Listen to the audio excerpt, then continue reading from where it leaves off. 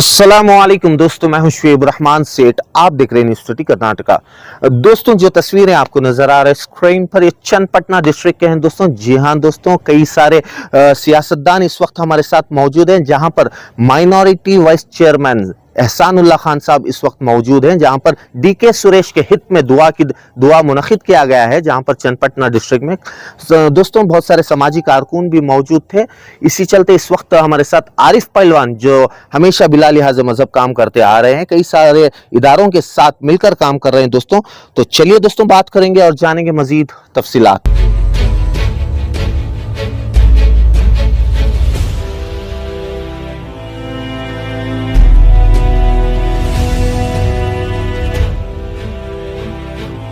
फरमाइए सर, आज चन्नपटना आप आए हैं, मकसद क्या है?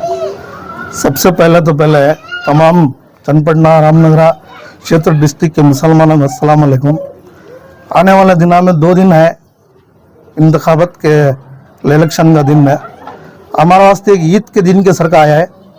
ये दिन को हमें सब एक होगा, पूरे मुसलमान मिलकर कांग्रेस को वोट डाल को हमारे क्षेत्र के, हमारे डिस्ट्रिक्ट ग्राम पंचायत के डीके सुरेश साहब को जिताने की अपील, आजिज़ाना गुजारिश। फजर की नमाज के बाद उठको जरा ईद के दिन उठेंगे को बोल को पूरा मिल को एकता मिल को वोट डाले तो इंशाल्लाह कामयाबी हो जाए। ये हमारी आजिज़ाना गुजारिश। तो उम्मीद है सर डीके सुरेश साहब बड़ी बेशक बहुमत के साथ जीतेंगे। बेशक। तो नौजवानों के लिए क्या पैगाम रहेगा आपकी जानिब से? पूरा नौजवानों को आजिज़ाना गुजारिश है, सब मिल को एक हो उनको डीके सुरेश साहब को जिताना। तो इस बार रियासत कर्नाटका में जैसे असेंबली इलेक्शन में मुत्तहिद होकर मुसलमान वोट डाले थे कांग्रेस को, तो इसी चलते पार्लियामेंट इलेक्शन लोकसभा का तो उम्मीद है सर इंशाल्लाह जरूर साथ देगी। पूरी उम्मीद है इंशाल्लाह ताला सब मुसलमान एक होगा, डीके सुरेश साहब को कांग्रेस को जिताती। जुम्मे का दिन है, सुबह फजर के बाद 6 बजे उठ को जाको वोट डालना। खास कर को हमारे चन्नपटना के मुसलमान अवाम नौजवानों से आजिज़ाना गुजारिश है। मैं ज़मीर भी यजमान को भी बात करूँ, हमारे यहाँ बहुत से मसले बैलेंस हैं। इंशाल्लाह ये लोकसभा इलेक्शन के बाद में यजमान को हमें बुला लगा को, हमारा अल्ताफ भैया बुला लगा को, जो भी हैं मसले हैं पूरे इंशाल्लाह हल करती। और जो वोट डालने जाती, वोट का जैसा बटन दबाती, 1 2 3 तक का बटन दबको 3 सेकेंड होना हो, उससे पहले उठाना होगा। आने वाले दिनों में इंशाल्लाह जो भी हैं मसले ही हमारे, हमें यजमान ज़मीर अहमद साहब को बोल को अल्ताफ भैया बुला लगा को, हमारे अल्ताफ भैया KMDC के स्टेट चेयरमैन ही, उन सब बुला लगा को, जो भी मसले मसाइल हैं यहाँ के बड़े सदरा, हमारे काउंसलर लियाकत, हमारे नजम, सबको बिठा को आने वाले दिनों में इंशाल्लाह जो भी मसले यहाँ हल करके देती। वालेकुम वरहमतुल्लाहि वबरकातुहू। मेरे आवाम से दरख्वास्त है कि बढ़ चढ़कर वोट कीजिए, अपना वोट को ज़ाया मत कीजिए, और जो सफ़र में है अपना सफ़र को थोड़ा पोस्टपोन कर जुम्मा के दिन नमाज का दिन है, तो मैं चाहता हूँ सब फजर के बाद फ़ौरन जाकर वोट कीजिए। तो आपका कहना है कि जब इलेक्शन इंतखाबात का दिन है, सफर ना करे, पहले वोट डाले, क्योंकि एक फर्ज बनता है। जी बिल्कुल फ़र्ज बनता है, और एक वोट कीमती है, एक वोट से तख्ता बढ़ जाता है। ठीक है, तो नौजवानों के लिए क्या कहेंगे? कैसा एक लहर चला रहे हैं? जी, नौजवानों से अगर दरख्वास्त है कि भाई सब लोग एकजुट होकर आगे बढ़े, क्योंकि जो नौजवान है सब वही संभाल। तो इस बार कांग्रेस की हुकूमत बनेगी? बिल्कुल बनेगी। तो बताए भाई ने बताया है इस बारे में। तो क्या हम चाहते हैं मुसलमान ने हर देश का बच्चा जाता है, क्या हुकूमत पलटे। शुक्रिया सर। आप भी एक एस्पिरेंट है, तो सपोर्ट डीके सुरेश साहब को कर रहे हैं, आप अलग कर रहे हैं।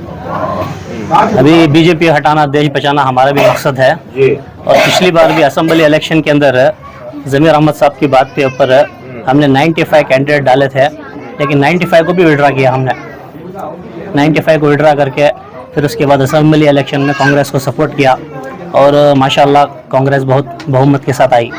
और इस बार भी हमारा इरादा है कि MP इलेक्शन के अंदर कांग्रेस को ही जिताना है, क्योंकि वोट डिवाइड करने की वजह से बहुत सारा नुकसान कौम का भी, दूसरे कौम का भी, हर एक इंसान का नुकसान हो रहा है।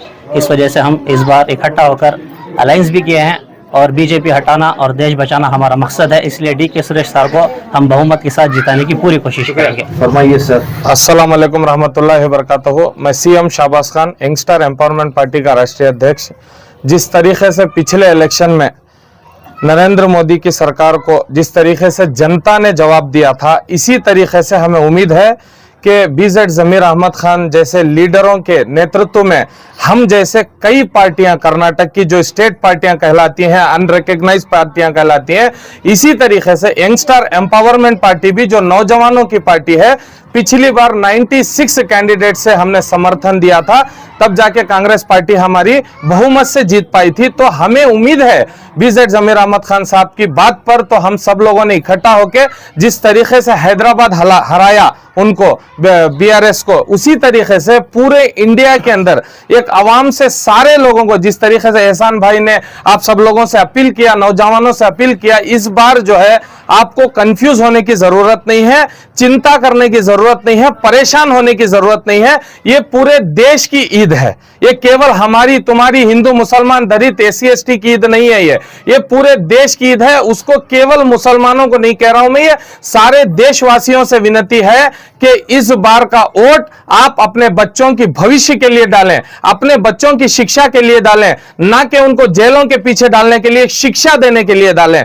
इस बीजेपी सरकार को हमें गिराने के लिए जिस तरीके से मेहनत की गई है, इस बार कांग्रेस को राहुल गांधी ने पैदल चलकर जो यात्रा निकाली थी, जिस तरीके से सारे पार्टी वाले बड़ी बड़ी दिग्गज नेता लोग जो हैं आज इंडिया अलायंस में जुड़ चुके हैं। हम कोई जुड़ना हमारी बड़ी बात नहीं है, आज हम चनपटन आने का और आप लोगों से दरख्वास्त करने का सिर्फ इतना मतलब और मकसद था कि DK सुरेश जी जो है यहां से लगभग बहुत सारे सालों से जीतते हुए आ रहे हैं और काम करते हुए आ रहे हैं, ना कि दूसरे कैंडिडेट की तरह। अब जो आप अपोजिशन कैंडिडेट को देखे हैं, ना उन्हें सियासत आती है, ना उनको सियासत की समझदारी है, ना किसी तरीके की सलाहियत है। मानते हैं वो डॉक्टर है, ना आप डॉक्टर्स को, टीचर्स को लेके उनका गलत फायदा नहीं उठा सकते, क्योंकि वो बेचारा अपनी लाइफ में, अपने करियर में वो सेट था, उसको लाकर यहां पर JDS और BJP की वो उनकी गिमिक करने की जरूरत नहीं थी।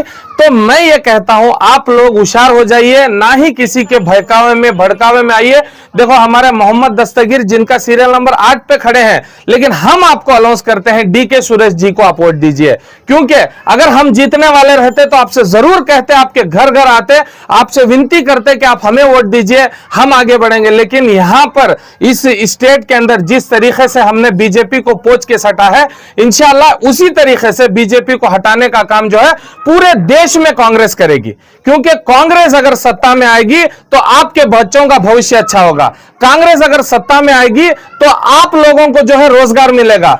पढ़े लिखे को रोजगार नहीं है, छोटे बच्चों को शिक्षा नहीं है, और बड़े लोगों को तो दुकानों से हटा दिया जाता है। GST के नाम पे आपको लूट लिया गया है।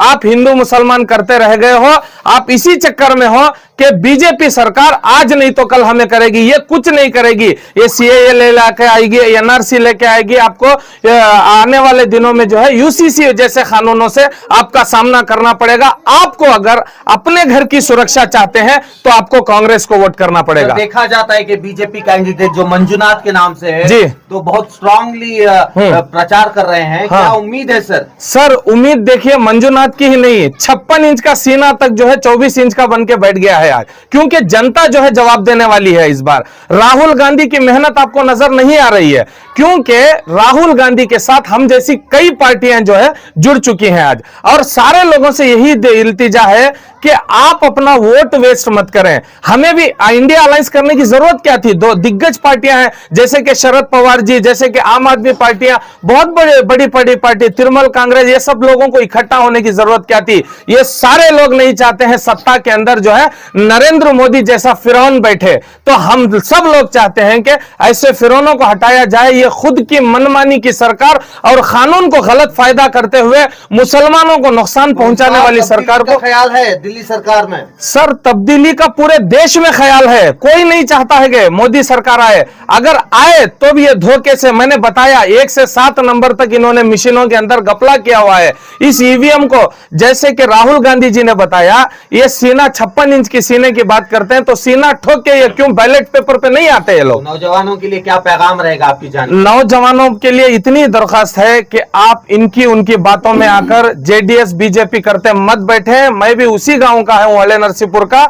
मैं तो चिल्लाते चिल्लाते थक गया, आपको उनको वोट नहीं देना है। लेकिन आप सब लोगों से दरख्वास्त है कि जिस तरीके से आज हम इकट्ठा होकर कांग्रेस के एहसान भाई, मैं सीएम शाहबाज खान, हमारे कैंडिडेट और सारे बहुत सारे काउंसलर साहब, ये सारे लियाकत काउंसलर साहब, ये सारे इकट्ठा होने का मकसद क्या है? केवल फयाज काउंसलर साहब और बहुत सारे हमारे पहलवान साहब, सब लोग इकट्ठा होने का मकसद क्या है कि हम इस चनपटन रामनगर डिस्ट्रिक्ट के अंदर जो बेंगलुरु रूरल की सीट है, फिर से एक बार बहुत बहुमत से जो है हम डीके सुरेश जी को लेके आएंगे। मुसलमान मुत्तहिद होकर वोट डालेगा इस बार? सर केवल मुसलमान ही नहीं, पूरी देश की जनता मुत्तहिद हो जाएगी, पूरी देश की जनता इकट्ठा हो जाएगी। हम जैसे नौजवानों को तो पूछे मत, हम तो बीजेपी के खिलाफ हैं ही, लेकिन कांग्रेस को जिता के ही दम लेंगे।